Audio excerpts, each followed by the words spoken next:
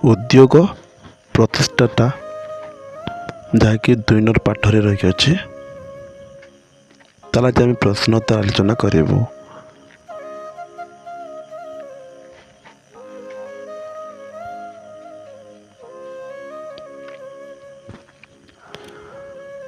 ଶୁଭାରମ୍ଭ ଭାରତ ଯୋଜନା କ'ଣ? ଆମ ଦେଶକୁ ଶିଳ୍ପୋନ୍ନତ ଓ ଆତ୍ମନିର୍ଭର କରିବା ପାଇଁ ଷ୍ଟାର୍ଟଅପ୍ ଇଣ୍ଡିଆ ବା ଶୁଭାରମ୍ଭ ଭାରତ ଯୋଜନା ଆରମ୍ଭ କରାଯାଇଛି। ଏହା କେନ୍ଦ୍ର ସରକାରଙ୍କ ଦ୍ୱାରା ପ୍ରଣୀତ ଉଦ୍ୟତମ ପ୍ରମୁଖ ଯୋଜନା ଅଟେ।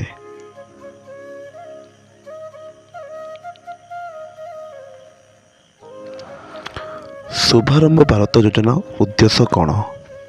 ଦେଶରେ ନବସୃଜନକୁ ପ୍ରୋତ୍ସାହନ ଦେବା ସହ ନୂତନ କାର୍ଯ୍ୟାରମ୍ଭ ପାଇଁ ସର୍ବୋତ୍ତମ ପରିବେଶ ସୃଷ୍ଟି କରିବା ଶୁଭାରମ୍ଭ ଭାରତ ଯୋଜନାର ମୂଲ୍ୟ ଉଦ୍ଦେଶ୍ୟ। ଏହାର ନିର୍ଦ୍ଦିଷ୍ଟ ଉଦ୍ଦେଶ୍ୟ ଗୁଡ଼ିକ ହେଲା ଏକ ଉଦ୍ୟୋଗୀ ସଂସ୍କୃତିକୁ ସକ୍ରିୟ କରିବା ସହ ସମାଜରେ ଉଦ୍ୟୋଗୀ ମୂଲ୍ୟବୋଧକୁ ଉତ୍ସାହିତ କରିବା ଓ ଉଦ୍ୟୋଗ ପ୍ରତି ଲୋକମାନଙ୍କ ମାନସିକତାକୁ ପ୍ରଭାବିତ କରିବା। ବିଶେଷ କରି ଯୁବମାନଙ୍କ ମଧ୍ୟରେ ଉଦ୍ୟୋଗୀ ହେବାର ଉଦ୍ଦୀପନା ଓ ଉଦ୍ୟୋଗୀକରଣ ପ୍ରକ୍ରିୟା ସମ୍ବନ୍ଧରେ ସଚେତନତା ସୃଷ୍ଟି। ଶିକ୍ଷିତ ଯୁବକ, ବୈଜ୍ଞାନିକ ଓ ପ୍ରଯୁକ୍ତିବିଦ୍ୟାଧାରୀମାନଙ୍କୁ ଉଦ୍ୟୋଗକୁ ଏକ ଆକର୍ଷଣୀୟ, ପସନ୍ଦଯୋଗ୍ୟ ଓ ଉପାର୍ଜନକ୍ଷମ ବୃତ୍ତି ଭାବେ ଚୟନ କରିବା ପାଇଁ ବିଚାର କରିବା ସହ ସକ୍ରିୟ ଶୁଭାରମ୍ଭ ପ୍ରକଳ୍ପଗୁଡ଼ିକୁ ପ୍ରୋତ୍ସାହନ ଦେବା।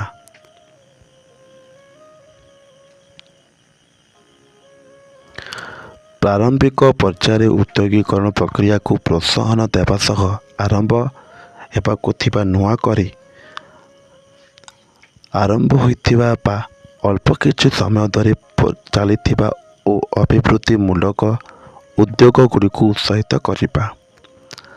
ଆଞ୍ଚଳିକ ସାମାଜିକ ଓ ଆର୍ଥିକ ଅନଗ୍ରସର କ୍ଷେତ୍ର ପାଇଁ ବ୍ୟାପକ ଉଦ୍ୟୋଗୀ ସାଧନ ଯୋଗାଣ ମାଧ୍ୟମରେ ଥିବା ଲୋକମାନଙ୍କର ଆବଶ୍ୟକତା ମେଣ୍ଟାଇବା ସହ ସମନ୍ୱିତ ଓ ପୋଷଣୀୟ ବିକାଶ ହାସଲ କରିବା।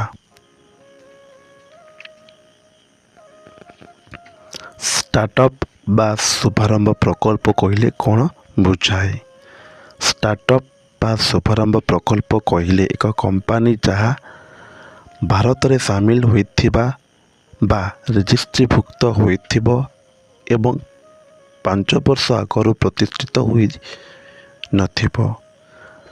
ପୂର୍ବ ବର୍ଷମାନଙ୍କରେ ଏହି କମ୍ପାନୀର ବାର୍ଷିକ କାରବାର 25 କୋଟି ଟଙ୍କାରୁ ଅଧିକ ହୋଇନଥିବ।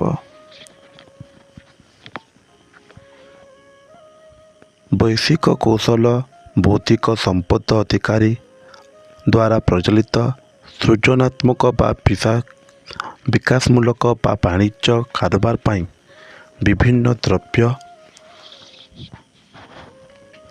ସେବା ଓ ପ୍ରକ୍ରିୟାର ବିକାଶ କରୁଥିବ।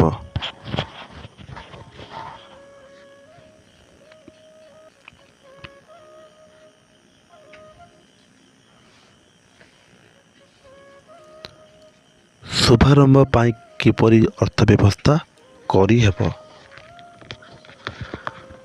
ସରକାରଙ୍କ ଯୋଜନା ମୁତାବକ ଉପଲବ୍ଧ ପୁଞ୍ଜି ଓ ବ୍ୟାଙ୍କ ଋଣ ବ୍ୟତୀତ ଶୁଭାରମ୍ଭ ପାଇଁ କେତେକ ଉତ୍ସରୁ ଅର୍ଥ ବ୍ୟବସ୍ଥା କରିହେବ। ସ୍ୱ ଉତ୍ଥାନ ବା ସ୍ୱ ଅର୍ଥ ବିନିଯୋଗ।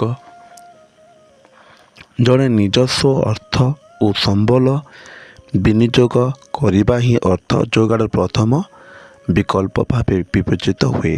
ଏହାକୁ ସ୍ୱ ଅର୍ଥ ବିନିଯୋଗ କୁହାଯାଏ। ସମଷ୍ଟିଗତ ପୁଞ୍ଜି। ଏକ ସାଧାରଣ ଲକ୍ଷ୍ୟ ହାସଲ ଦିଗରେ ବହୁ ବ୍ୟକ୍ତି ପୁଞ୍ଜି ବ୍ୟବସ୍ଥା କରିବା, ନିବେଶ କରିବା ସମଷ୍ଟିଗତ ପୁଞ୍ଜି କୁହାଯାଏ।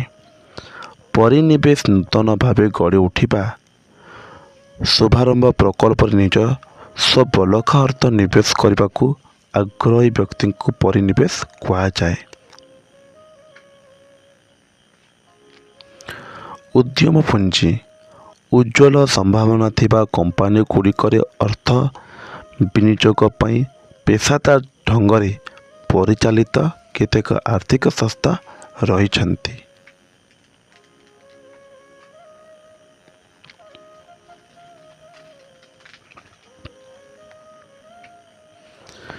ବ୍ୟାପାର ଉନ୍ନୟନ ଓ ତ୍ୱରକ କେନ୍ଦ୍ର ଉନ୍ନୟନ ଓ ତରଳ କେନ୍ଦ୍ର ମାଧ୍ୟମରେ ନୂତନ ଭାବେ ଗଢ଼ି ଉଠିଥିବା ବ୍ୟବସାୟଗୁଡ଼ିକ ପୁଞ୍ଜିନିବେଶ ପାଇଁ ବିକଳ୍ପ ଭାବେ ଚିନ୍ତା କରିପାରିବେ। ଉନ୍ନୟନ କାର୍ଯ୍ୟକ୍ରମକୁ ଏକ ମାତା ପିତା ଭାବେ କଳ୍ପନା କରାଯାଇପାରିବେ, ଯିଏକି ନିଜ ବ୍ୟବସାୟକୁ ଲାଳନ ପାଳନ କରେ। ତ୍ୱରକ କାର୍ଯ୍ୟକ୍ରମ ବ୍ୟବସାୟକୁ ଚାଲୁ ରଖିବା ବୃହତ୍ ଲମ୍ବ ମାଧ୍ୟମରେ ଆଗକୁ ବଢ଼ିବାକୁ ସୁଯୋଗ ଦେଇଥାଏ। ଉନ୍ନୟନ ଓ ତ୍ୱରକ ଉଭୟ ଶୁଭାରମ୍ଭ ପ୍ରକଳ୍ପଗୁଡ଼ିକୁ ପରାମର୍ଶଦାତା, ପୁଞ୍ଜିନିବେଶକାରୀ ଓ ସାଥୀ ଶୁଭାରମ୍ଭ ପ୍ରକଳ୍ପ ସହ ଯୋଡ଼ିଥାନ୍ତି। ଲଘୁ ବିତ୍ତ ବ୍ୟବସାୟ ଓ ଅଣବ୍ୟବସାୟିକ ଅର୍ଥ ନିଗମ ପାରମ୍ପରିକ ବ୍ୟାଙ୍କିଂ ବ୍ୟବସ୍ଥାରୁ ଋଣ ପାଉନଥିବା ବା ଋଣ ପାଇବାକୁ ଯୋଗ୍ୟ ନଥିବା ବ୍ୟକ୍ତିଙ୍କ ବିଶେଷଙ୍କ ପାଇଁ ଲଘୁ ବିତ୍ତ ବ୍ୟବସ୍ଥା ଅର୍ଥ ସୁଲଭ କରାଇଥାଏ। ସେହିପରି ବ୍ୟାଙ୍କ ପାଇଁ ଜରୁରୀ ବିଭିନ୍ନ ଆଇନଗତ ଆବଶ୍ୟକତା ବିନା ଅଣ ବ୍ୟାଙ୍କିଂ ଅର୍ଥ ନିଗମ ଗୁଡ଼ିକ ଆର୍ଥିକ ସାହାଯ୍ୟ ଯୋଗାଇଥାନ୍ତି। 2 ନମ୍ବର ଟିପ୍ପଣୀ ଲେଖ।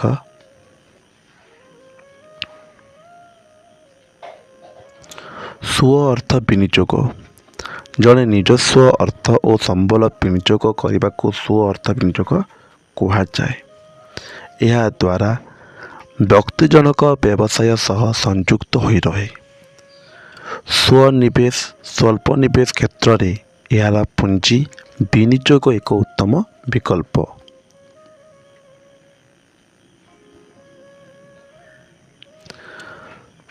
ସମଷ୍ଟିଗତ ପୁଞ୍ଜି ଏକ ସାଧାରଣ ଲକ୍ଷ୍ୟ ହାସଲ ଦିଗରେ ବହୁ ବ୍ୟକ୍ତି ପୁଞ୍ଜି ବ୍ୟବସ୍ଥା କରିବା ବା ନିବେଶ କରିବାକୁ ସମଷ୍ଟିଗତ ପୁଞ୍ଜି କୁହାଯାଏ। ଅତୀତରେ ଅନେକ ସଂସ୍ଥା ସାଧାରଣ ଲୋକଙ୍କଠାରୁ ଅର୍ଥ ସଂଗ୍ରହ କରିବାର ଦୃଷ୍ଟାନ୍ତ ଥିଲେ ମଧ୍ୟ ମୌଳିକ ନୀତି ଭିତ୍ତିକ ସମଷ୍ଟିଗତ ପୁଞ୍ଜି ବ୍ୟବସ୍ଥା ପାଇଁ ନୂଆ। ଏହାଦ୍ୱାରା ଶୁଭାରମ୍ଭ ପ୍ରକଳ୍ପ ତଥା କ୍ଷୁଦ୍ର ବ୍ୟବସାୟଗୁଡ଼ିକ ସେମାନଙ୍କର ପୁଞ୍ଜି ଆବଶ୍ୟକତା ମେଣ୍ଟାଇବା ସହଜ ହେବ।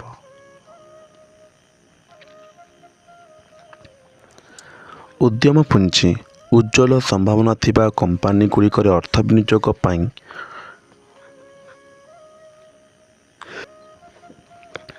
ପେସାଦାର ଢଙ୍ଗରେ ପରିଚାଳିତ କେତେକ ଆର୍ଥିକ ସଂସ୍ଥା ରହିଛନ୍ତି। ଉଦ୍ୟମ ପୁଞ୍ଜି ନିବେଶକାରୀମାନେ କମ୍ପାନୀ ଦକ୍ଷତା ବୃଦ୍ଧି, ବିଶେଷଜ୍ଞ ପରାମର୍ଶ ତଥା ଏହାର ପୋଷଣୀୟତା ତଥା ବିସ୍ତାର କ୍ଷମତାକୁ ଦୃଷ୍ଟିରେ ରଖି ବିଭିନ୍ନ ପରୀକ୍ଷା ନିରୀକ୍ଷା ସହ ବ୍ୟବସାୟର ସ୍ଥିତି ମୂଲ୍ୟାୟନ କରିଥାନ୍ତି।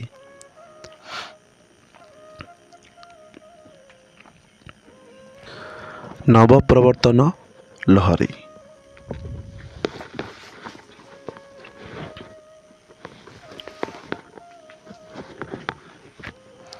ରାଜ୍ୟକୁ ଶିଳ୍ପ ସମୃଦ୍ଧ କରିବା ପାଇଁ ତଥା ଅଧିକ କର୍ମ ନିଯୁକ୍ତି ପାଇଁ 2016 ମସିହାରେ ଓଡ଼ିଶା ସରକାର ଶୁଭାରମ୍ଭ ଓଡ଼ିଶା ଯୋଜନା କାର୍ଯ୍ୟ କରିଛନ୍ତି। ଏହାର ଶୀର୍ଷକ ନବପ୍ରବର୍ତ୍ତନ ଲହରୀ ରଖାଯାଇଛି। ଏହି କ୍ରମରେ ଓଡ଼ିଶାକୁ ଏକ ବିଶ୍ୱସ୍ତରୀୟ ଷ୍ଟାର୍ଟଅପ୍ ହବ୍ ବା ଶୁଭାରମ୍ଭ ନାଭି କେନ୍ଦ୍ରରେ ପରିଣତ କରିବା ପାଇଁ ଲକ୍ଷ୍ୟ ରଖାଯାଇଛି। 3 ନମ୍ବର ପାର୍ଥକ୍ୟ ଦର୍ଶାଅ ସମଷ୍ଟିଗତ ଓ ପୁଞ୍ଜି ପରିନିବେଶ। ଏକ ସାଧାରଣ ଲକ୍ଷ୍ୟ ହାସଲ ଦିଗରେ ବହୁ ବ୍ୟକ୍ତି ପୁଞ୍ଜି ବ୍ୟବସ୍ଥା କରିବା ନିବେଶ କରିବାକୁ ସମଷ୍ଟିଗତ ପୁଞ୍ଜି କୁହାଯାଏ। ଏହାଦ୍ୱାରା ଶୁଭାରମ୍ଭ ପ୍ରକଳ୍ପ ତଥା କ୍ଷୁଦ୍ର ବ୍ୟବସାୟ ଗୁଡ଼ିକ ସେମାନଙ୍କ ପୁଞ୍ଜି ଆବଶ୍ୟକତା ମେଣ୍ଟାଇବା ସହଜ ହେବ। ନୂତନ ଭାବେ ଗଢ଼ି ଉଠୁଥିବା ଶୁଭାରମ୍ଭ ପ୍ରକଳ୍ପରେ ନିଜସ୍ୱ ବଳକା ଅର୍ଥ ନିବେଶ କରିବାକୁ ପରିନିବେଶ କୁହାଯାଏ ଏବଂ ଏପରି ବ୍ୟକ୍ତିକୁ ପରିନିବେଶ କୁହାଯାଏ। ଏହାଦ୍ୱାରା ଶୁଭାରମ୍ଭ ପ୍ରକଳ୍ପଗୁଡ଼ିକ ପାଇଁ ଅର୍ଥ ଯୋଗାଡ଼ କରିହୁଏ ଏବଂ ପରିନିବେଶ ମାନେ ପୁଞ୍ଜିନିବେଶ ବ୍ୟତୀତ ପରାମର୍ଶଦାତା ଭାବେ କାର୍ଯ୍ୟ କରିବା ପାଇଁ ଆଗ୍ରହ ପ୍ରକାଶ କରିଥାଏ।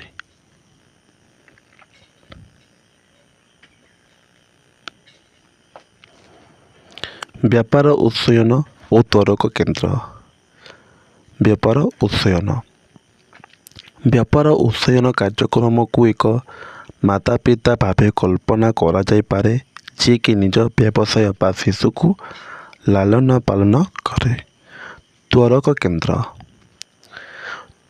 କାର୍ଯ୍ୟକ୍ରମ ବ୍ୟବସାୟକୁ ଚାଲୁ ରଖିବା ବା ବୃହତ୍ ଲମ୍ବା ମାଧ୍ୟମରେ ଆଗକୁ ବଢ଼ିବାକୁ ସୁଯୋଗ ଦେଇଥାଏ।